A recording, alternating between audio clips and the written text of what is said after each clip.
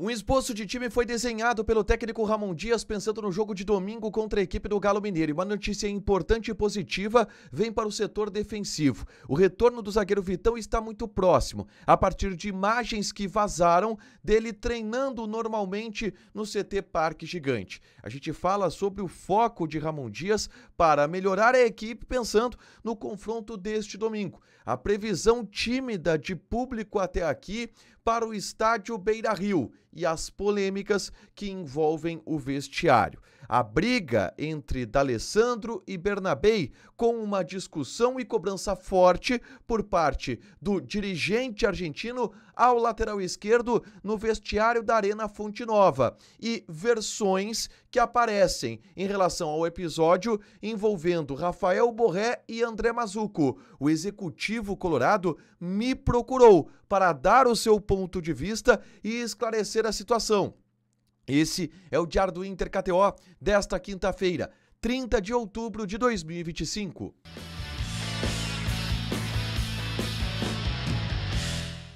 Tudo bem, gente? Obrigado pela participação aqui. Não esquece de deixar teu like, de inscrever, de ativar as notificações para falar do Internacional aqui no A Dupla. Nesse vídeo, um resumo do que de mais importante aconteceu no noticiário colorado ao longo desta quinta-feira. A gente começa falando sobre o treinamento no CT Parque Gigante, que teve os portões fechados, mas tem algumas informações importantes que a gente pode trazer por aqui, tá? A primeira delas, envolvendo o zagueiro Vitão, e a mais importante do dia. O Vitão, nas imagens divulgadas pelo Internacional, apareceu trabalhando normalmente, participando do aquecimento, estando no trabalho de bobinho, o que dá mais um indicativo de que o Vitão deverá ir para o jogo neste domingo contra a equipe do Galo Mineiro. Já se recuperando de um estiramento ligamentar no joelho esquerdo, o Vitão deverá ir para o jogo. Eu repercuti no Diário do Inter KTO de ontem a informação de que o Vitão, inclusive, teria pedido para jogar da maneira que pudesse, mesmo que fosse no sacrifício, ele pediu para jogar. E ele está trabalhando normalmente, então conta com uma colaboração, uma disponibilidade do Vitão, conta também com uma recuperação importante deste jogador, o fato de que ele deve estar à disposição do técnico Ramon Dias para o jogo deste domingo, tá?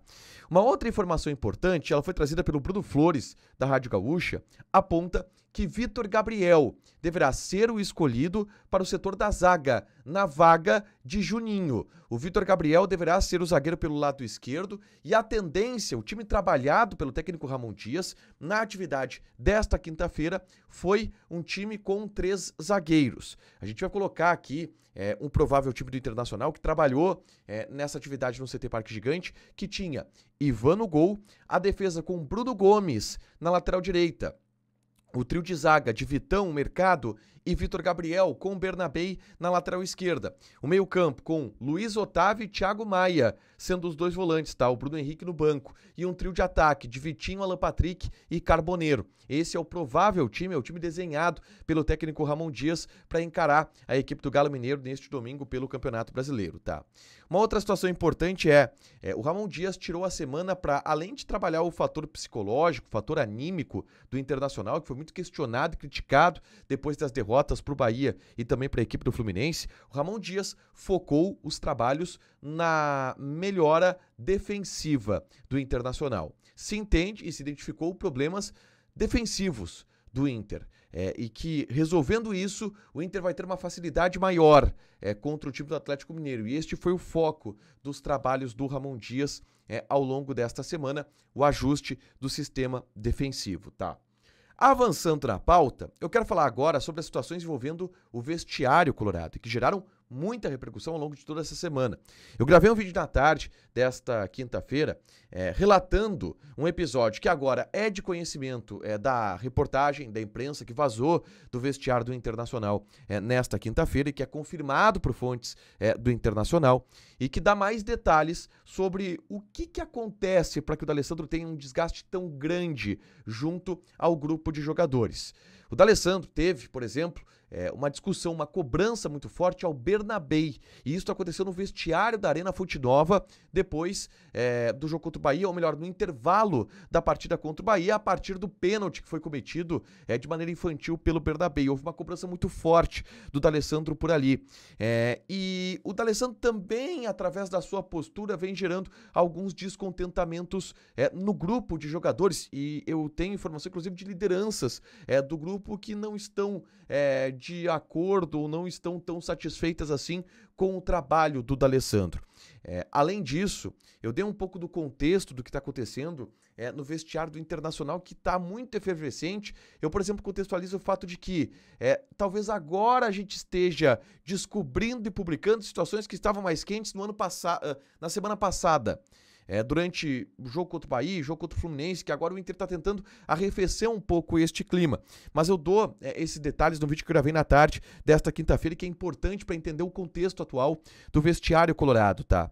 E aí uma outra situação que eu tenho que explanar aqui para vocês, que eu tenho que explicar aqui para vocês, envolve o episódio de Borré e Mazuco, que foi informado pelo João Batista Filho. Eu repercuti aqui esta informação também no canal A Dupla. A informação de que Borré esteve descontente com a fala de André Mazuco ao ser questionado sobre interesse em manter Borré e Ener Valencia na próxima temporada, onde o André Mazuco deu uma resposta um tanto quanto genérica, dizendo que aquela história, negócio tem que ser bom para as duas partes, todo mundo tem que ser satisfeito, se vier uma proposta boa o Inter vai analisar, é preciso que apareçam essas propostas e não existe nenhuma proposta. Foi mais ou menos nessa linha a fala do André Mazuco. E isso teria descontentado o Rafael Borré, e o Rafael Borré teria ido conversar com o André Mazuco, questionando esta fala e dizendo que se não estivessem satisfeitos com o Borré, era para avisar que ele buscaria outro clube, tá? O André Mazuco me procurou na tarde, final da tarde desta quinta-feira. Eu recebi uma mensagem do André Mazuco, muito educada, onde ele expôs o seu lado da história. E o lado da história do André Mazuco é de negar completamente este fato. Qual o fato que o André Mazuco nega, tá? O fato de que o Borré foi até a sala dele o cobrar pela declaração que ele deu. O André Mazuco nega de maneira veemente que esse episódio tenha acontecido, dele ter recebido uma cobrança de Rafael Borré. E o porquê que isso indignou tanto o bastidor colorado, tá? Principalmente pelo fato da notícia de um subalterno ter cobrado alguém que é superior, e hierarquicamente, no caso, o André Mazuco. O Mazuco ainda ressaltou para mim que o Borré é um jogador muito parceiro, é um jogador extremamente profissional, que tá do lado do clube, tá ajudando nesses processos. E eu falei pro André Mazuco basicamente o que eu vou falar aqui para vocês. Eu acreditei e confiei neste relato do André Mazuco. E o que acontece, e daqui a pouco eu vou falar sobre a informação do João Batista Filho, porque tem detalhes importantes também. A gente está recebendo muitas versões, de muitos lados, e muitos lados muito mais confiáveis e próximos do que se pode pensar, tá? E a gente, em vários momentos, tem que escolher qual lado do vestiário acreditar. E isso está sendo um turbilhão de informações e de pessoas que nos dizem coisas e nos relatam situações dentro do vestiário colorado. O João Batista Filho recebeu essa informação de uma fonte que ele confia muito. E eu conversei com o João Batista Filho. E o João Batista Filho mantém a informação dele a respeito do Borré. E ele confia plenamente no relato e na fonte que passou para ele, que é de extrema confiança e de extrema segurança do JB. E aí é um dilema de em qual das versões acreditar. Na fonte, o JB, por exemplo, acreditar na fonte dele, que passou essa informação para ele, ou acreditar no relato do André Mazuco. E aqui estou sendo transparente da maneira que foi com o André Mazuco. Acreditei da maneira como o André Mazuco me colocou o relato, acreditei que de fato esta é uma história que pode não ter acontecido. Agora, o fato é, Rafael Borré esteve descontente com a declaração. Mas, se ele foi ou não cobrar o André Mazuco, de acordo com o André Mazuco, isso não aconteceu. E eu acreditei no André Mazuco, no relato que ele me passou em uma mensagem na tarde desta quinta-feira. A partir disso, ele negou, algumas versões confirmam, e a gente repassa as duas versões.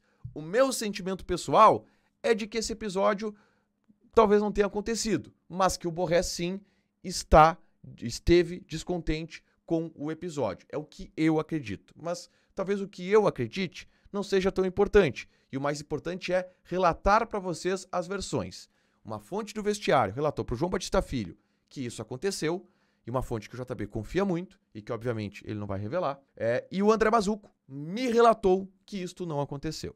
E é isto que eu relato aqui para vocês. E aí vocês tirem as suas próprias conclusões a respeito disso.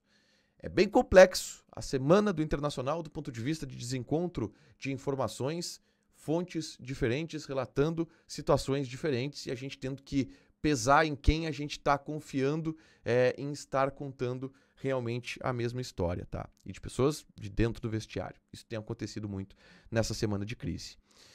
Uma última informação, tá? Público. O Inter abriu os portões praticamente, sócio entra de graça, ingresso a R$20 para o não sócio, e a expectativa de público ainda tá baixa, tá?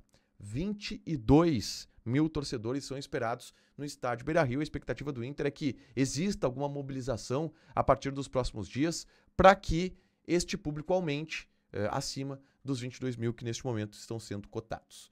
Para fechar, gente, vamos falar aqui de KTO, tá? De novo, o Rei das Coroas agiu. 4-0 Palmeiras e LDU na mosca, liderança absoluta no ranking das coroas do debate raiz, isto já nem se contesta. Mas nesta sexta-feira temos jogos pela Série B do Campeonato Brasileiro. Atlético Goianiense e Paysandu, Coritiba e CRB, Ferroviária e Criciúma. Bons jogos para você farmar uma oddzinha e bem na Liga do Milhão da KTO. Joga lá com responsabilidade, lembrando que é o site para você se divertir, proibido para menores de 18 anos, porque apostas podem fazer com que você perca dinheiro. Deixa teu like, te inscreve, ativa as notificações que vai ter mais conteúdo aqui no canal. Beijo!